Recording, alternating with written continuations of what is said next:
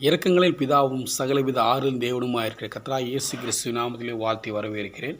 இந்த நாளும் கர்த்தருடைய வார்த்தையை உங்களுக்காக வாசிக்கிறேன். ஜனவரி 4ஆம் தேதிக்கான கர்த்தருடைய வார்த்தை. உன் பாதம் கல் இடராதபடிக்கு அவர் உன்னை தன் கையில் ஏந்தி கொண்டு போவார்கள். சங்கீதம் 91:12. மீண்டுமாக, உன் பாதம் கல் இடராதபடிக்கு அவர்கள் உன்னை தங்கள் கையில் ஏந்தி கொண்டு போவார்கள். சங்கீதம் 91 சங்கீதம் 12வது வசனம். ஹல்லேலூயா. கர்த்தர் வார்த்தை இப்படியாக சொல்லிடு, உன் பாதம் கல் இடராதபடிக்கு. ஆமேன். கடந்த நாட்கள் சான் பிரான்சிஸ்கோ வளைகுடாவில் கோல்டன் கேட் பிரிட்ஜ் அப்படின்னு ஒரு பெரிய பிரிட்ஜ் கட்டிருக்காங்க. வளைகுடாவுக்கு மேலாக ஒரு பிரிட்ஜ் கட்டி முடிச்சிட்டாங்க. ஆனால் அவங்க கட்டுமான பணி நடந்து கொண்டு இருக்கும் பொழுது குறிப்பிட்ட காலத்தை தாண்டியும் பால முடியல. என்ன காரணம் பார்த்தா, அந்த மேலேருந்து கீழே விழுந்து ஒருத்தர் மரித்து போனதுனால எல்லாரும் தாங்கிக்கிட்டே தாமச்சிக்கிட்டே இருந்துங்க. அப்போ என்ன பண்ணாங்க, இன்ஜினியர்ஸ் எல்லாம் ஒரு முடிவு எடுத்து கீழே ஒரு மிகப்பெரிய ராட்சத வலையை ஒன்று வச்சுட்டாங்க. அதுக்கப்புறம் தைரியமாக வேலை பார்த்தாங்க. ஒரு சிலர் தவறி விழுந்தாலும் அந்த வலையில் விழுந்தாங்க, ஒரு சேதம் எதுவும் பண்ணாமல் தப்பிச்சுருந்தாங்க. அப்போ அங்கே தைரியம் வேலை பார்த்து வேலையை முடிஞ்சிருச்சு. அதே போல் நம்மளுக்கும் மீட்கிறதுக்கு ஒரு வலை கர்த்தருடைய கரம் இருக்கிறது. அல்லேலூயா. கர்த்தர் தம் தூதர்களை ஒவ்வொரு கர்த்தருடைய பிள்ளைகளுக்கும் 2 தேவ தூதர்களை ஆண்டவர் வைத்திருக்கிறார். அதனால் நம்ம வாழ்க்கையில் விழுந்துருவோமோ, தடுக்கிலும் தடுமாறிடுவோமோ, நம்ம வாழ்க்கையை முடிஞ்சிருமோ, அழிந்துடுவோமோ நினைக்க வேண்டாம். கர்த்தர் நம்மளுக்காக தூதர்களை வைத்திருக்கிறார்.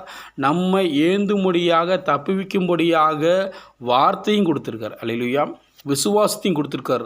அதோடு போகாமல் ஆவியும் கொடுத்துருக்காரு. ஆவியின் பலத்தினாலுமல்ல பராக்கிரமத்தினாலுமல்ல என்னோட ஆவினாலே ஆகும் என்று ஆண்டு சொல்லியிருக்கிறார்.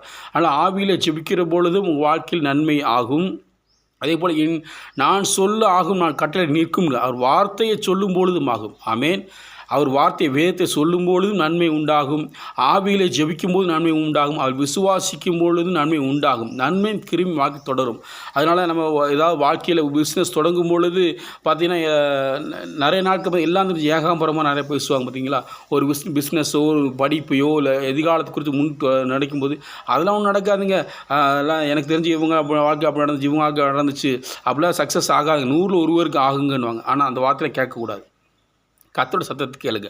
ஜெபம் பண்ணுங்க. ஆண்டவரே, நான் அந்த நாளில் பிஸ்னஸ் செய்ய போகிறேன், இதை எனக்கு தொழில் தொடங்க போகிறேன், இந்த படிக்க போகிறேன், இந்த ஊழியத்தை செய்ய போகிறேன். ஆண்டவர், நீ உமக்கு சித்தமான காரியத்தை வாய்க்கப்படுங்க. ஆண்டவருடைய ஜெபம் பண்ணி ஆரம்பிக்கும் பொழுது கண்டிப்பாகவே குதிரை யுத்தத்துக்கு ஆயத்தமாகவும் ஜெயமோ கர்த்தரால் வரும். ஆமீன். நம்ம வசனமெல்லாம் எல்லாம் தெரியும். ஆனால் என்ன பண்ணிடுறோம், அந்த சூழ்நிலை வரும்போது மறந்து போய்கிறோம். எல்லாரும் தான் இப்போ சொல்லுகிற, நானும் அப்படி தான். ஒவ்வொன்றும் விழுந்து எல்லாம் பரிபூர்ணர் யாரும் கிடையாது. பரிபூர்ணர் இயேசு கிறிஸ்து மாத்திரம். நம்ம எல்லோரும் விழுந்து எந்திரிக்கிறோம். என்ன, நமக்கு யார் அதிகமாக வேதத்தில் அதிகமாக இருக்கிறாங்க, கர்த்தருடைய வேதத்தில் இரவு தியானமாக இருக்கிறாங்களோ அவங்க ஒரு சில காரியம் தப்பிச்சுக்கொள்வாங்க, அநேக காரியங்களையும் தப்பிச்சுக்கொள்வாங்க. ஆமேன்.